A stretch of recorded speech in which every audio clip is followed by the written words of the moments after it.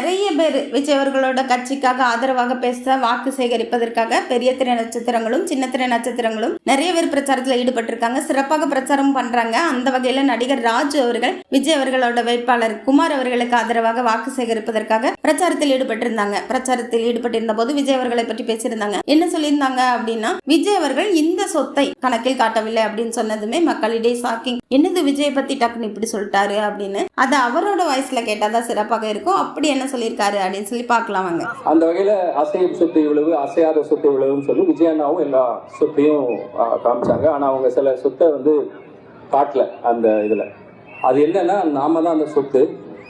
அந்த கணக்கு அவரு காட்ட மாட்டாரு, நாம தான் அவருக்கு காட்டணும். அசையும் சொத்து அசையாத சொத்துன்னு என்ன வேணா இருக்கட்டும், அசைக்க முடியாத சொத்துன்னு நாம எல்லாரும் இருக்கோம் அப்படின்றத 23ஆம் தேதி விஜய் அண்ணனுக்கும் தமிழ்நாட்டுக்கும் நம்ம காட்டணும்.